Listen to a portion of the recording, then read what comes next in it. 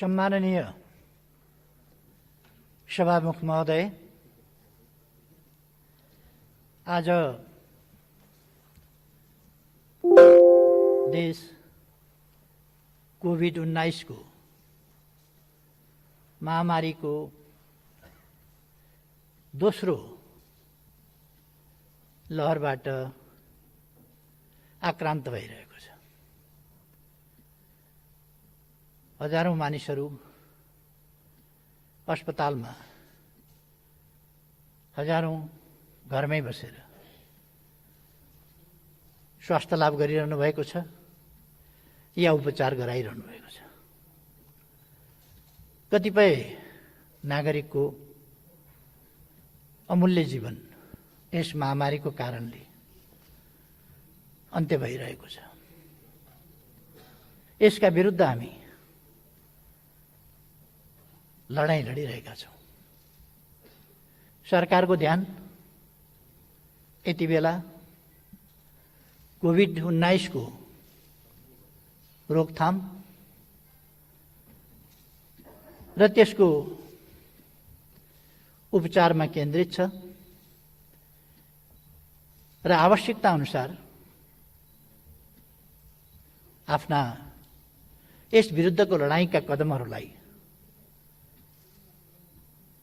विभिन्न ढंगले प्रभावकारी रूपमा अगाडि पनि बढाइरहेको छ। म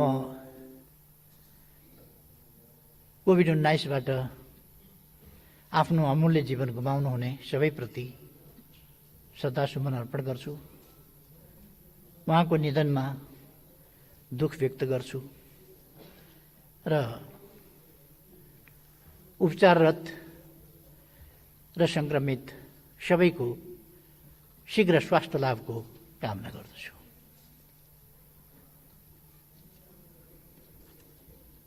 यति बेला हामी सबै कोभिड विरुद्धको लडाईँलाई पक्ष विपक्षको विषय नबनाई हामी सबैको यो अदृश्य र भयानक साझा शत्रु, जसले हाम्रो देशलाई मात्रै होइन आज विश्वलाई नै आक्रान्त बनाएको छ, विश्वलाई नै मानवीय क्षति, सामाजिक जनजीवनलाई अस्तव्यस्त बनाउने र अर्थतन्त्रलाई गम्भीर प्रतिकूल असर पार्ने यस्ता खालका कामहरू यस रोगले गरिरहेको छ। यति बेला हामी सबै विचारका भिन्नताहरू अथवा संस्थागत भिन्नता वा कुनै प्रकारका भिन्नताहरूलाई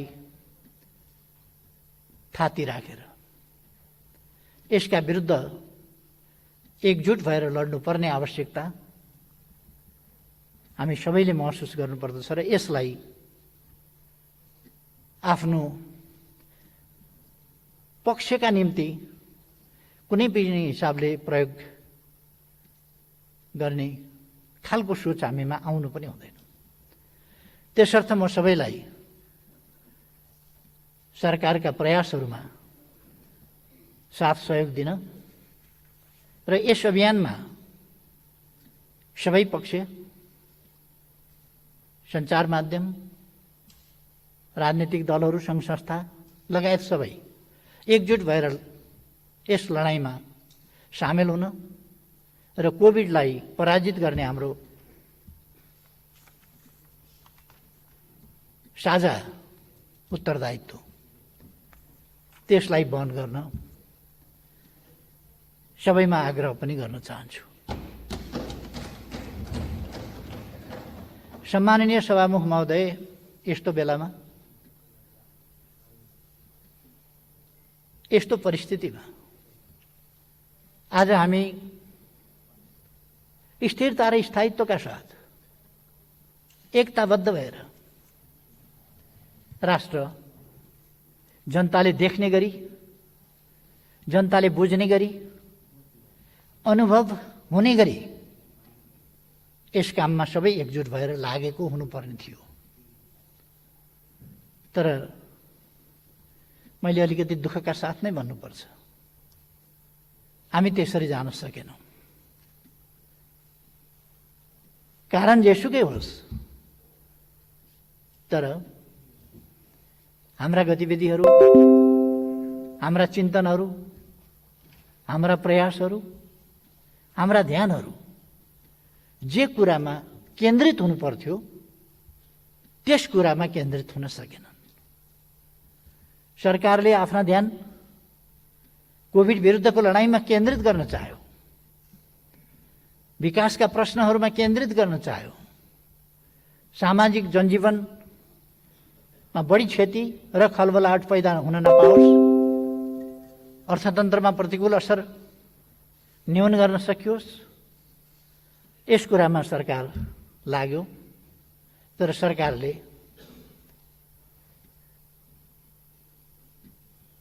अनेक अप्ठ्याराहरूको सामना गर्नु परिरह्यो। मलाई अचम्म लाग्छ, हामी कोभिड विरुद्धको लडाईँमा छौँ। कतिपय पक्षमा, कतिपय कर्नरमा प्रधानमन्त्रीमाथि हिलो छ्याप्ने वा सरकारमाथि हिलो छ्याप्ने र कोभिड विरुद्धको औषधि खरिद जस्ता कुराहरूमा भएको भ्रष्टाचारको नाममा कुरा उछाल्ने र नभएका कनेक्सन अनुचित ढङ्गले देखाउने, त्यस्ता खालका क्रियाकलापहरू भए। हामी सबैलाई थाहा छ भ्याक्सिनको अभाव छ दुनियाँमै। भ्याक्सिन प्राप्त गर्न मारामार भइरहेको छ। यस्तो अवस्थामा दक्षिण एसियामा भारतभन्दा पछि नेपाल पहिलो राष्ट्र हो आफू उत्पादक नभए पनि भ्याक्सिनको सुरुवात गर्ने, र भ्याक्सिन चलिरहेको छ। एउटा पनि पिसिआर टेस्टको हाम्रो सुविधा नभएको ठाउँमा अहिले 86 ठाउँमा हामी पिसिआर टेस्ट गरिरहेका छौँ। त्यो सुविधा हामीसँग छ। त्यस प्रकारका अस्पताल, शैय्या, अक्सिजन, भेन्टिलेटरको पर्याप्तताको त कुरा छोडौँ, न्यूनतम आवश्यकता पनि पूरा गर्न सक्ने अवस्थामा हामी छँदै थिएनौँ। त्यस स्थितिमा अहिले हामीले यसबीचमा थुप्रै कोभिड विरुद्धको लडाईँको सन्दर्भमा स्थानीय तहहरू, प्रदेश सरकारहरू, सङ्घ संस्थाहरू सबैको सरकारको सम्पूर्ण संयन्त्र सबैको साथ सहयोग लिएर सफलतापूर्वक पहिलो लहरलाई तुलनात्मक हिसाबले भन्ने हो भने न्यून क्षतिमै सरकारले नियन्त्रण गर्न सक्यो। तर फेरि म कारणहरूमा गइरहन अहिले चाहन्न, तर फेरि दोस्रो वेभ सिर्जना भयो। आज हामीले यसको सामना गर्नुपर्नेछ र हामी यसमा जुटिरहेका छौँ। म सरकार यसमा सम्पूर्ण रूपमा ध्यान केन्द्रित गरेर, साधन स्रोत केन्द्रित गरेर नयाँ नयाँ अस्पतालहरू, नयाँ नयाँ बेडहरू, नयाँ नयाँ आइसियु,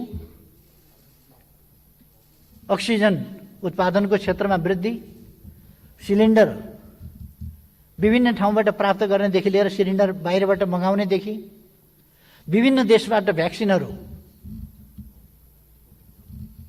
मगाउनेदेखि यी सबै कामहरू गरिरहेका छौँ। यसमा यदि कहीँ कतै यसमा पनि कोभिडको यस्तो महामारीमा हामीले भनेका छौँ जनताको जीवन रक्षा पहिलो शर्त हो, पहिलो कुरा हो।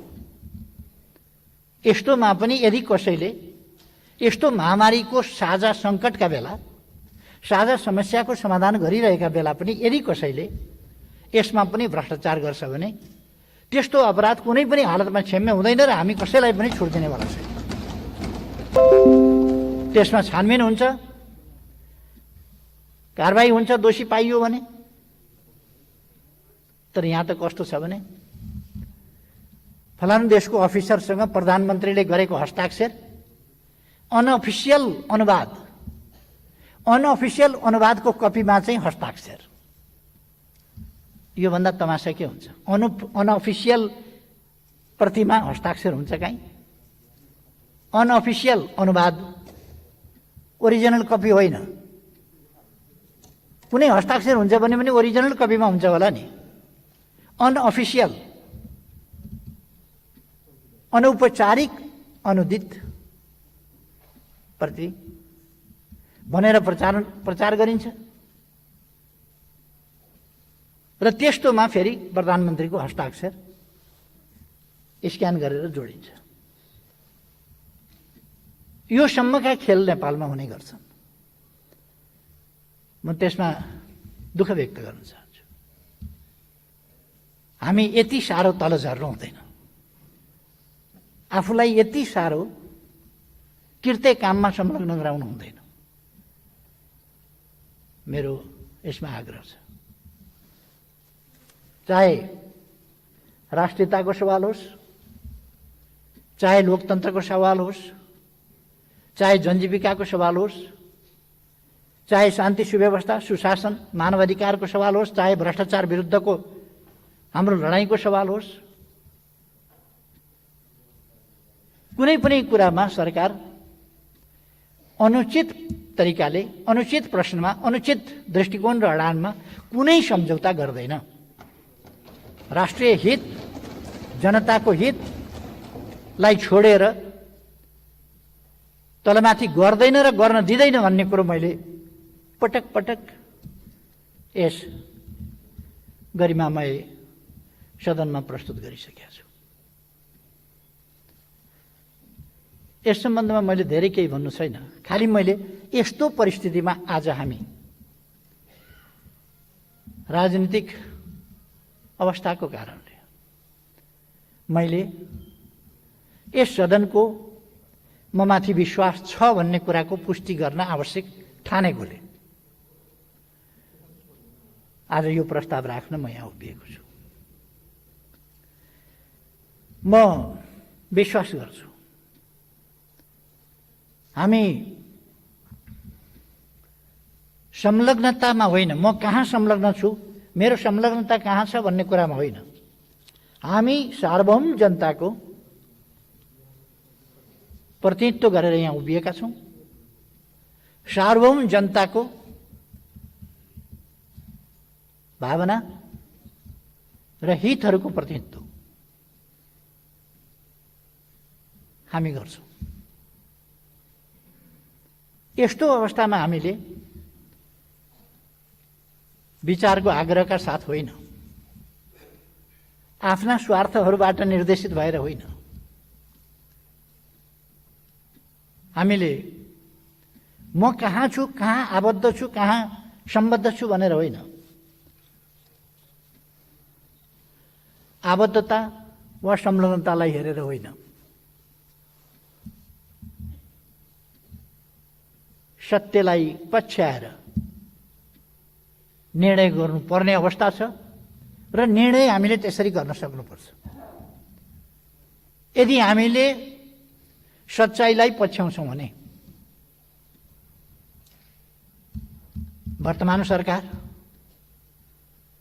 कुनै हिसाबले विश्वास गर्नु नपर्ने सरकार हुँदै होइन। राष्ट्रियताको हिसाबले, राष्ट्रियताको प्रश्नमा मैले धेरै भन्नु पर्ला जस्तो लाग्दैन। एउटा अग्नि परीक्षा होइन, राष्ट्रिय हितको रक्षा सम्वर्धनको प्रश्नमा, राष्ट्रियताको रक्षा र सम्वर्धनको प्रश्नमा, स्वाधीनता स्वतन्त्रताको वास्तविक अर्थमा व्यावहारिक रूपमा कार्यान्वयन गर्ने सन्दर्भमा, भौगोलिक अखण्डताको रक्षा र पहरेदारी गर्ने सन्दर्भमा, राष्ट्रिय हितलाई सर्वोपरि राखेर व्यवहार गर्ने सन्दर्भमा र राष्ट्रिय स्वाभिमानलाई माथि उठाउने सन्दर्भमा वर्तमान सरकारले कुनै पनि कसर नराखेको कुरा यो तर्कभन्दा माथि छ। तथ्यहरूले यसलाई तर्क गरिरहनु पर्ने होइन, तस्बिर आफै बोल्छ भने जस्तो। सत्यहरू आफै बोल्छन्, हाम्रा व्यवहार आफै बोल्छन्, हाम्रा उपलब्धिहरू आफै बोल्छन्, हामीले प्रस्तुत गरेका दृष्टिकोणहरू आफै बोल्छन्, हामीले लिएका उडानहरू आफै बोल्छन् र हामीले प्राप्त गरेका उपलब्धिहरू आफै बोल्छन्।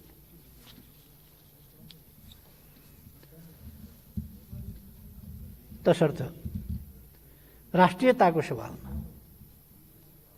नेपालले अन्तर्राष्ट्रिय मञ्चहरूमा खेलेको भूमिका, यी सबै हिसाबले हेर्ने हो भने पनि नेपाल एउटा सुनिन थालेको, देखिन थालेको, सुन्नुपर्ने आवश्यकता महसुस गर्न थालिएको देशको रूपमा स्थापित भएको छ। मैले धेरै भन्नु पर्ला जस्तो लाग्दैन, म धेरै स्मरण पनि गराइरहनु पर्ला जस्तो लाग्दैन। हाम्रा कामहरू आफै बोल्छन्।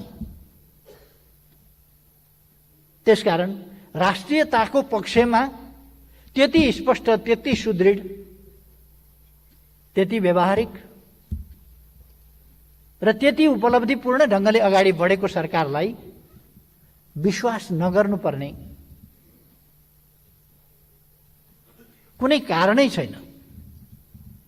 यदि हामी आइडियोलोजिकल प्रेजुडिस राख्छौँ भने बेग्लै कुरा हो। संलग्नतालाई अनुचित महत्त्व दिन्छौँ भने बेग्लै कुरा होला। होइन भने यसमा अविश्वास गर्नुपर्ने या विश्वास गर्न नसकिने कुनै कारणै हुँदैन। सम्माननीय सभामुख महोदय, त्यसै गरेर सुशासन, शान्ति सुव्यवस्था र राष्ट्रिय समस्याहरूको समाधानको सन्दर्भमा समस्याहरूलाई थाती राखेर समस्याहरूको गीत मात्रै गाएर होइन, समस्यालाई समाधान गरेर अगाडि बढ्ने सन्दर्भमा यो सरकार जुन प्रभावकारिताका साथ, जुन सफलताका साथ अगाडि बढेको छ, त्यस सन्दर्भमा यस सरकारमाथि विश्वास नगर्नुपर्ने कुनै कारण छैन र हुन सक्दैन। हामीले वैचारिक हिसाबले संविधानको स्वीकार्यता, पालना वा संविधानको सर्वस्वीकार्यता, सर्वग्राह्यताका प्रश्न हामीले उठाउने गर्यौं कहिले कहिले। ती प्रश्नहरूको सन्दर्भमा अब नेपालमा त्यस प्रकारको कुनै समस्या छैन जो आधारभूत रूपमै संविधान मान्दिन भनोस्, त्यस्तो समस्या छैन। जहाँसम्म संविधानमा यो वा त्यो पक्षमा यति सन्तुष्टि रह्यो, यति असन्तुष्टि छ, यो ठाउँमा सच्याउनु पर्छ भन्ने कुरा, त्यो त व्यवहारका क्रममा संसारमा जुनसुकै पनि संविधान परिमार्जन हुँदै जान्छ। आवश्यकताका आधारमा देशलाई अगाडि बढाउने सन्दर्भमा संविधानको कार्यान्वयनकै सन्दर्भमा प्राप्त अनुभवहरू र ती अनुभवहरूले देखाएका परिवर्तनका आवश्यकताहरू अनुरूप र देशलाई अगाडि बढाउनका निम्ति औचित्यपूर्ण ढङ्गले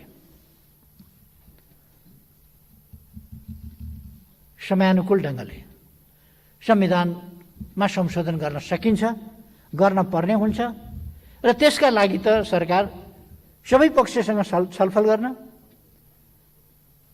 त्यसका लागि मस्यौदाका सन्दर्भमा, संविधानको सन्दर्भमा मस्यौदा गर्ने सन्दर्भमा, त्यो मस्यौदा भनेको सुझावका लागि, संविधान संशोधन कहाँ कहाँ गर्नुपर्छ त्यसको अध्ययनका लागि एउटा कार्यदल पनि बनाउन सकिन्छ। त्यस्तो कार्यदलबाट आएका सुझाव अनुसार आवश्यक संशोधन पनि गर्न सकिन्छ। संविधान असंशोधनीय दस्तावेज होइन भनेर मैले धेरै पटक यही रोस्टमबाट पनि बोलेको छु सुरुदेखि नै। औचित्यको आवश्यकताको आधारमा संविधान संशोधन हुन सक्छ। बाँकी आधारभूत रूपमा आज सिङ्गो देश अब कसैले विखण्डनको राजनीति बोक्दैन। विखण्डनको राजनीति विभाजनको राजनीति होइन। देशको सार्वभौमसत्ता, स्वाधीनता र भौगोलिक अखण्डताको सन्दर्भमा अब कुनै विवाद छैन र पृथकतावादको विचार बोक्ने पक्षलाई पनि हामीले संविधानको मूलधारमा ल्याइसकेका छौँ। त्यसै गरेर राजनीतिक उद्देश्य प्राप्तिका लागि अथवा आफ्ना माग र आकांक्षाहरू पूरा गर्नका लागि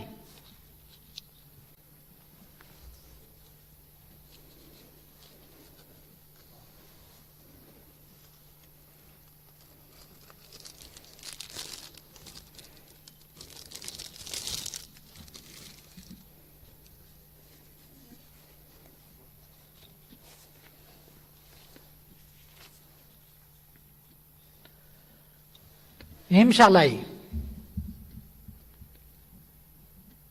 माध्यम बनाउनु पर्छ भन्ने जुन सोचहरू रहेका थिए ती सोचहरू पनि अब अन्त्य भएका छन्। सरकारले संवादको माध्यमबाट हिंसाको विचार र मार्ग परित्याग गराएर शान्तिपूर्ण राजनीतिको मूलधारमा त्यस्तो पक्ष र शक्तिहरूलाई पनि ल्याइएको छ।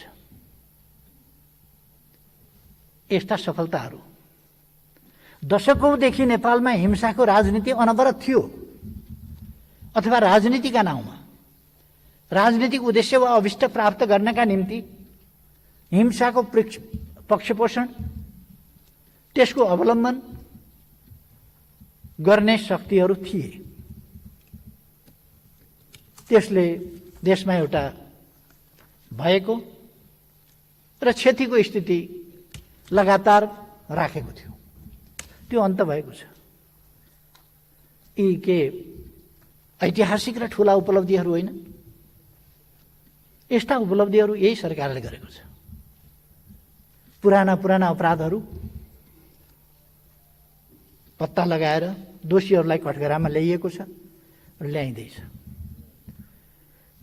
सफलता नदेख्ने एकाध सफलता प्राप्त गर्न अलिकति विलम्ब भयो भने त्यो देख्ने र त्यसलाई अत्यन्तै बढाई चढाइकन बुझ्ने यो खालका तरिकाहरूमा हामी जान हुँदैन भन्ने मलाई लाग्छ। सरकारका प्रयासहरू कस्ता छन्, गरिरहेको छ कि छैन, कुनै कुरामा सफलता प्राप्त गर्न अलिकति समय पनि लाग्न सक्छ। प्रश्न त्यति मात्रै हो। तर सरकार सफल भएर छोड्छ। हिजोदेखिका विभिन्न खालका अपराधिक क्रियाकलापहरूको सन्दर्भमा छानबिन गर्ने र दोषीमाथि कारबाही गर्ने काम वर्तमान सरकारले गरेको छ। यसले मैले पहिले नै भने दोषीको अनुहार हेरेर कारबाही गर्ने कि नगर्ने होइन, निष्पक्ष न्याय निरूपण भइसकेपछि वा त्यसरी गरिएपछि अनुहार हेर्ने गरिएको छैन। कुनै आग्रहवश, पूर्वाग्रहवश, प्रतिशोधका हिसाबले कुनै प्रकारको क्रियाकलाप वर्तमान सरकारले गर्दैन। अराजनीतिक हत्कण्डा अपनाउने या त्यस्ता अनुचित अराजनीतिक गैर कानुनी तरिकाले त्यस्ता कामहरू गर्दैन। मैले पहिले पनि यस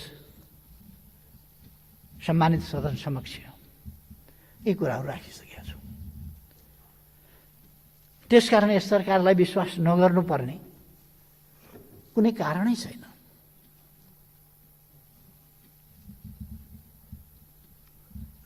राजनीतिक शक्तिहरूका बीचमा घाउ कोट्याइकन, राजनीतिक शक्तिहरूका बीचमा किन चुनिँदैन भनेर चुनाउनका लागि तानातान गरिकन, किन भत्किँदैन भनेर ठोकिकन भत्काउन लाग्दा पनि शान्ति सुव्यवस्थाको स्थिति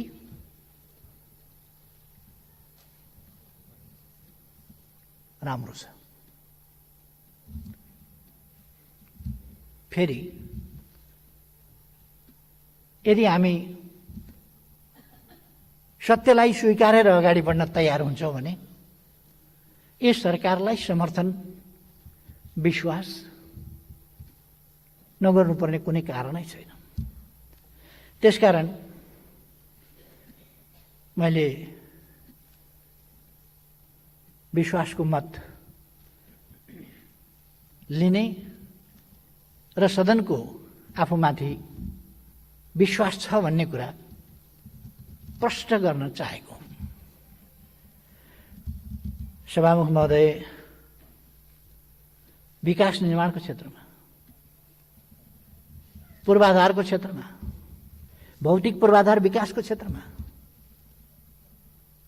राजमार्ग, बाटा, घाटा, पुल, जोलुङ्गे पुल आदिको निर्माणको सन्दर्भमा, नेपाललाई सुरुङ मार्गको नयाँ युगमा प्रवेश गराउने सन्दर्भमा, नयाँ नयाँ हवाई मैदानहरूको काम तीव्रताका साथ अगाडि बढाउने सन्दर्भमा अथवा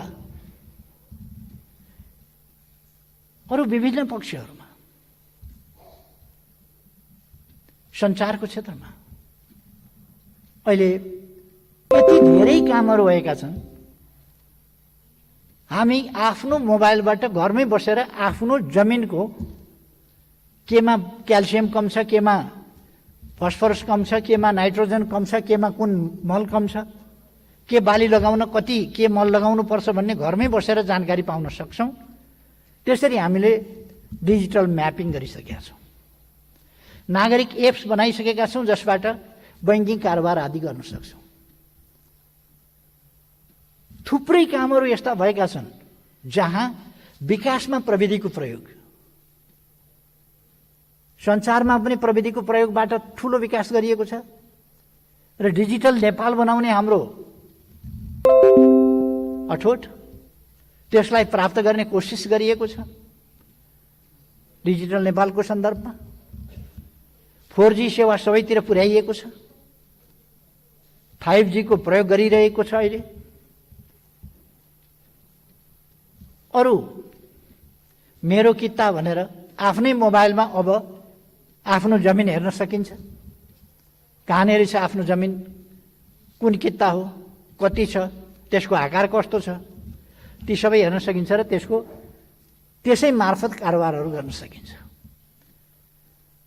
अब कुनै कर तिर्नु पर्यो भने, कुनै मोबाइलको चार्जदेखि लिएर अनेक कुराहरू तिर्नका लागि या भूमि कर तिर्नका लागि, लाइसेन्स रिन्यू गर्नका लागि, अनेक चिजका लागि कार्यालय अड्डा धाइरहनु पर्दैन। घरै बसेर हामी ती कामहरू गर्न सक्छौँ। अथवा त्यसरी नेपाललाई एउटा प्रविधि प्रयोग गरिरहेको आधुनिक देशमा त्यस रूपमा हामीले अगाडि बढाएका छौँ। मेलम्ची अगाडिदेखि सुरु भएको थियो। कसले सुरु गर्यो भन्ने बहस पनि चले। राजा वीरेन्द्रका समयदेखि चलेको थियो। किशुनजीले 48 सालको निर्वाचनका बखत त्यो प्रसङ्ग फेरि उठाउनु भएको थियो।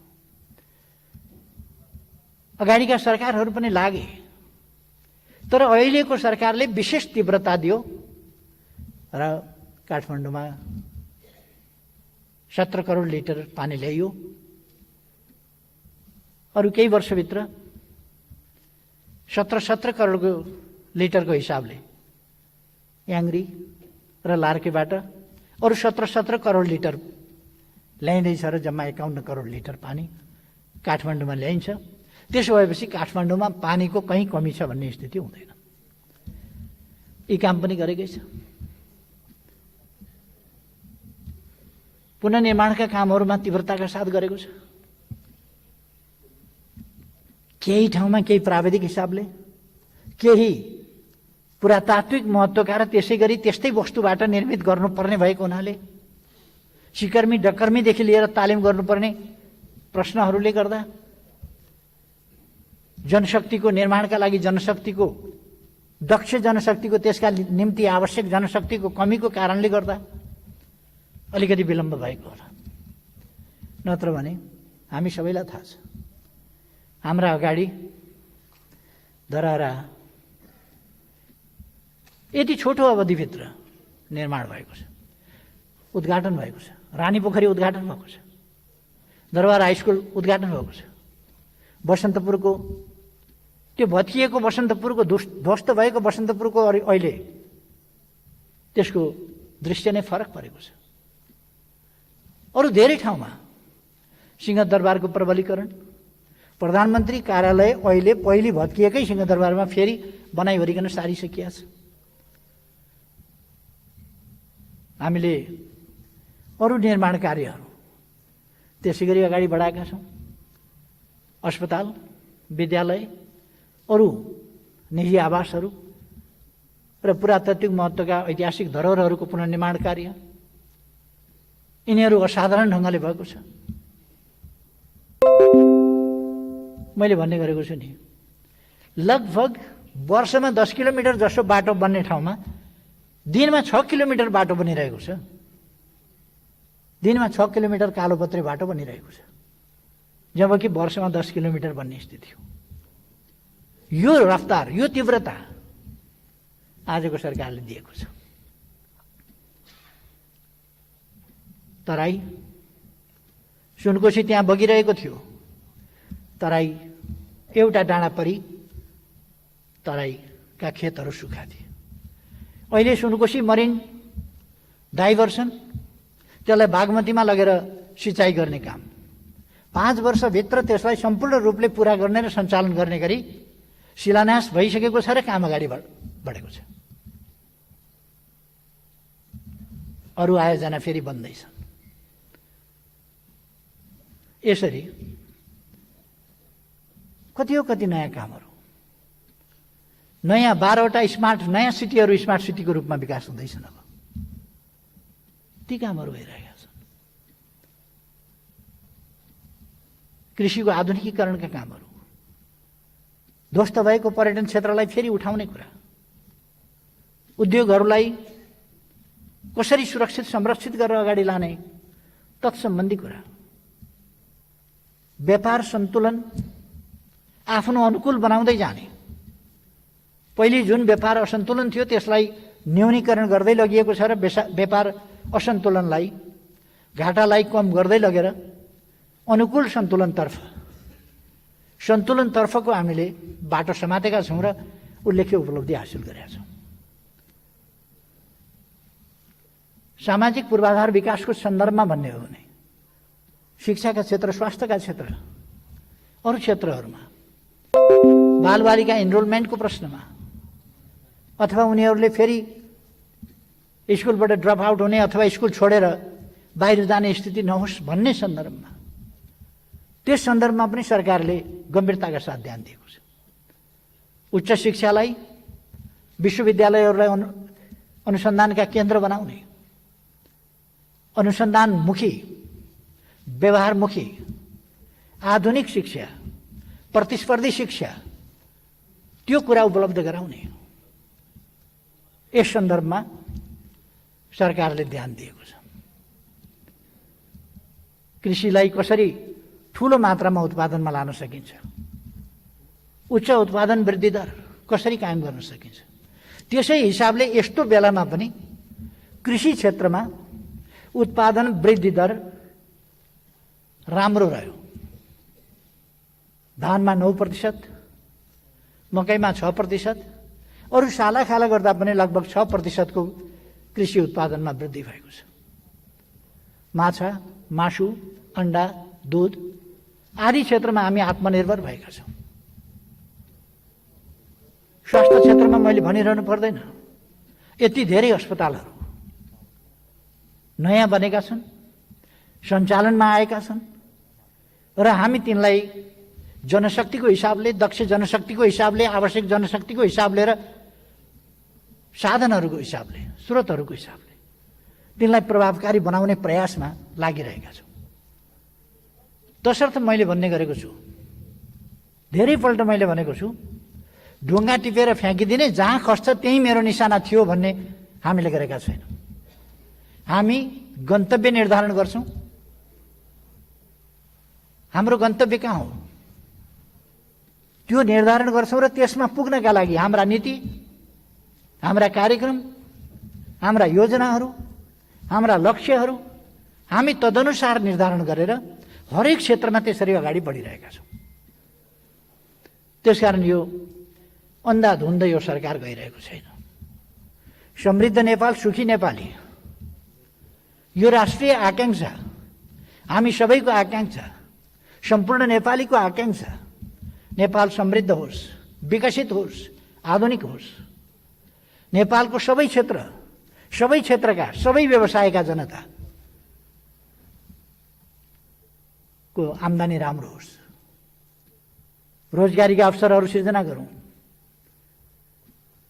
युवा शक्तिलाई पलायन हुन नदिउँ,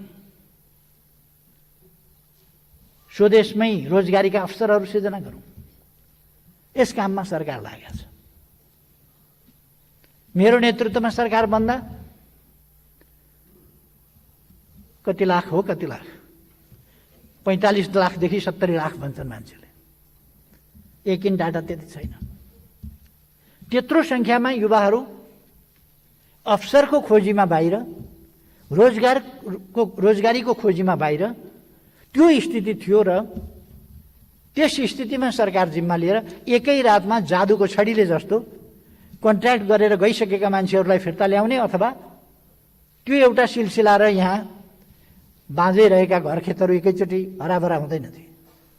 जनतालाई मोटिभेट गर्ने, इन्सेन्टिभ दिने, त्यसबाट उनीहरूलाई प्रेरित गरेर काममा उत्पादनका लागि लगाउने लगायतका कामहरू हामीले गर्नुपर्थ्यो। ती काम हामीले गरेका छौँ। त्यस दिशामा हामी लागेका छौँ। त्यसकारण रोजगारीका कार्यक्रम, स्वरोजगार कार्यक्रम, युवा स्वरोजगार कार्यक्रम लगायत महिला उत्थानका कार्यक्रम, यी कार्यक्रम गरेका छौँ। त्यसै गरेर हामीले समाजलाई समाज जस्तो एउटा भद्रगोल स्थितिमा होइन, कोही सडकमा बालबालिका फालिएको छ, सडकमा कोही भिखमङ्गा भएर बालबालिका हिँडेको छ अथवा मान्छे अलपत्र भएर हिँडेको छ, त्यो स्थितिलाई अन्त गर्ने दृढ सङ्कल्पका साथ हामीले सडक बालबालिका मुक्त देश यही 78 सालभित्र सम्पूर्ण रूपले बनाउने भनेर अहिले पनि हामीले सडक बालिका मुक्त गरेका छौँ। काठमाडौँमा पहिले हाम्रा सन्तानहरूलाई, ससाना बालबालिकाहरूलाई अलपत्र पार्ने र तिनलाई खाते भन्ने उपनाम दिएर अपमान गर्ने, त्यस प्रकारको स्थिति थियो। अब नेपालबाट डिक्सनरीमा खाते भनेको उहिले नै सडकमा अलपत्र छोडिएका, सरकारले पनि नहेरेका, अभिभावक पनि नभएका, दुःख पाएका बालबालिकालाई भनिन्थ्यो भन्ने अर्थ राखिएला, तर त्यसको वर्तमान सन्दर्भमा कुनै अर्थ छैन भन्ने कुरा पनि डिक्सनरीमा लेखिन्छ। त्यो एउटा डेड ल्याङ्ग्वेज, डेड वर्डको रूपमा प्रयोग हुन्छ खाते भन्ने कुरा। त्यसै गरेर बेगर, असहाय मान्छेहरू, सडक सहयोगापेक्षी मान्छेहरू, त्यो रहन नदिने सरकारको सङ्कल्प छ। त्यसअनुसार प्रभावकारी ढङ्गले सरकारले काम गरेको छ। सरकारले ज्येष्ठ नागरिकहरूका कुरा होस् अथवा औपचारिक अनौपचारिक क्षेत्रका मजदुरका कुरा हुन्,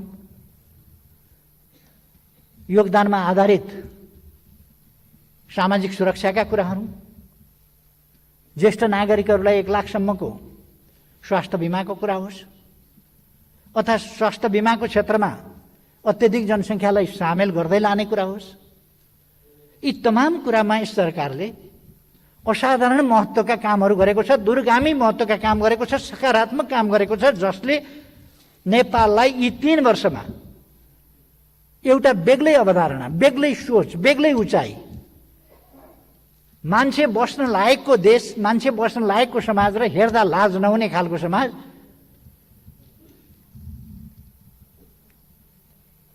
र चल मैदान भन्ने स्थितिबाट अन्त गरेको छ।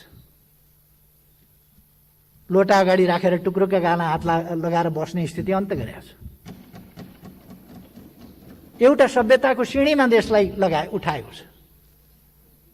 सडक बालबालिका मुक्त, सडक सहयोगापेक्षी मानव मुक्त, भिखारी मुक्त त्यो बनाएको छ। र कोही अपवादको रूपमा छ भने त्यो अपवादलाई पनि हामीले 78 सालभित्र त्यो अपवादलाई अन्त्य गर्ने भनेर घोषणा गरेका छौँ।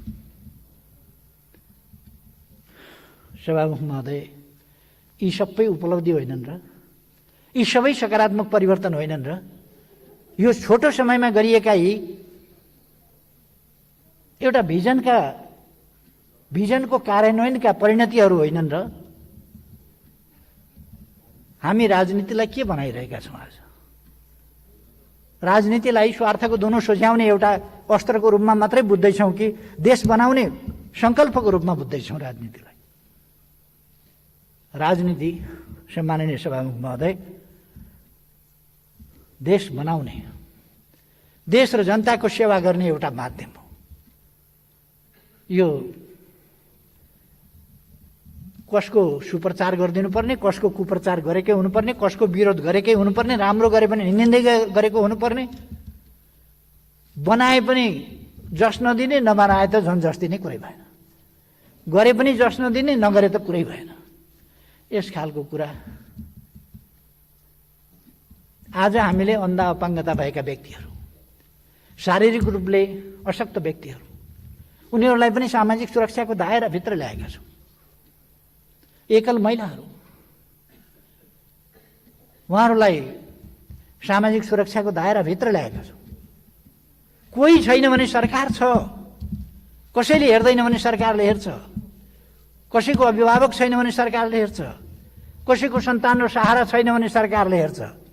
सरकार अभिभावक हो, सरकार सहारा हो, सरकार अभिभावक हो, सरकार विकासको अगुवा हो, नीति निर्माता हो, मार्गदर्शक हो। त्यस रूपमा काम गरेको छ र गर्छ सभामुख महोदय। त्यसर्थ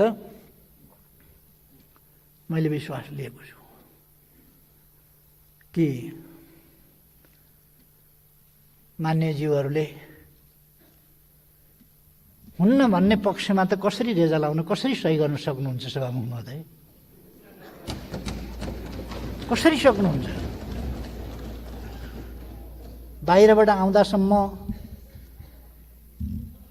अलिक दिन भेट नहुँदा ओर्दा अलिअलि फोन पनि गर्दैन, प्रधानमन्त्रीले भन्ने रिस पनि अलिक थियो कि असन्तुष्टि पनि थियो कि त्यो पनि अब छोडिदिनुहोस् प्लिज। म काममै लागेर नभ्याएको, मेरो कसैप्रति कुनै आग्रह पूर्वाग्रह छैन। यस सदनले मलाई निर्वाचित गरेको, यस सदनको बलले 3 वर्षभन्दा बढी सभामुख महोदय म प्रधानमन्त्रीको हैसियतमा यस रोस्टममा उभिएको छु। यही सदनको बलले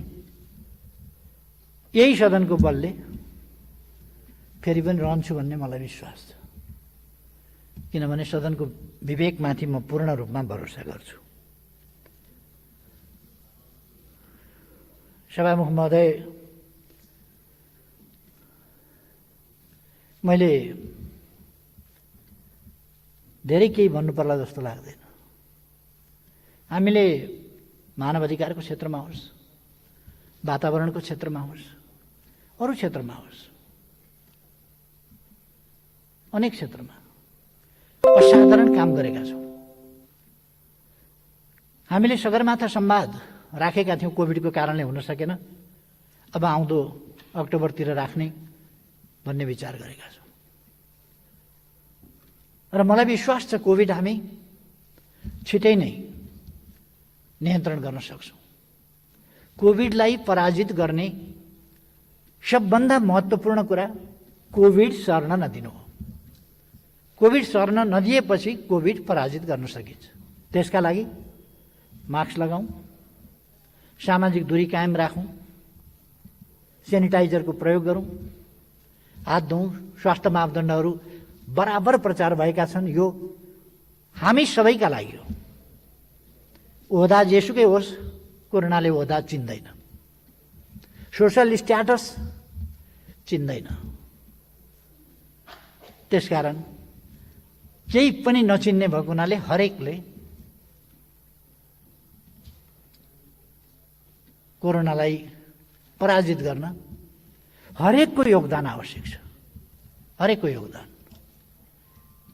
हरेक नेपाली दाजुभाइ दिदीबहिनीहरूलाई पनि यस सदन मार्फत म आग्रह गर्न चाहन्छु, कोभिड-19 विरुद्धको यस अभियानमा हामी फेरि पनि लागौँ। सरकार जसको बन्ला, जस्तो बन्ला, बेग्लै कुरा हो। यसो भनेपछि कतिपय साथीहरूलाई फेरि कसको बन्ला, कस्तो बन्ला भन्दा मैले यो सैद्धान्तिक रूपमा भनेको, यस सदनले अर्को म छँदाछँदै अर्कोलाई बनाउँछ प्रधानमन्त्री भन्ने म कसरी चिताउँछु र?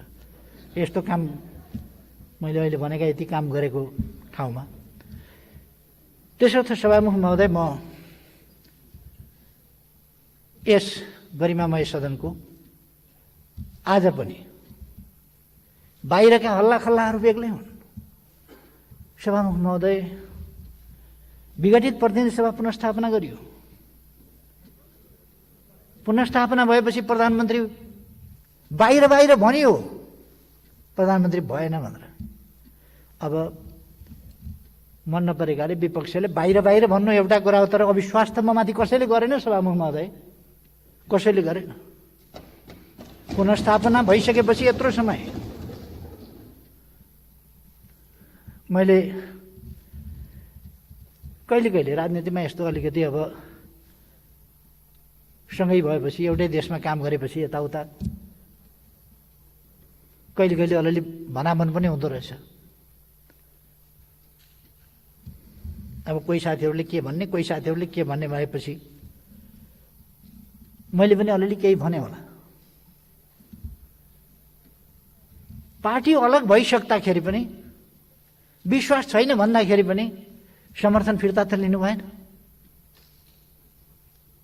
कति सुदृढ समर्थन रहेछ भन्ने कुरा सभामुख महोदय, मैले आफैले अब म विश्वासको मत लिन्छु भनेर नभनेसम्म त समर्थन त फिर्ता लिनु भएन। 2-3 दिन भएको छ भर्खर समर्थन फिर्ता भएको, केही बिग्रिएको छैन। आज दिए भइगयो फेरि। त्यसकारण मेरो सबै दलका सबै मान्यजीहरूसँग आग्रह छ, यदि कुनै दलले नदिने भन्ने निर्णय गरेर आउनुभएको छ भने पनि नेताले यी दिनु भनिदिएपछि पछि गएर सच्याउन सांसदहरू खुसी हुनुहुनेछ। यसर्थ सभामुख महोदय, म संविधानको धारा 100 को उपधारा 1 बमोजिम यस गरिमामय संसदको विश्वासको मत माग्न चाहन्छु र ममाथि यस सदनको विश्वास छ भन्ने कुराको पुष्टि आज यस सदनले गरोस् भन्ने चाहन्छु। त्यसै कारण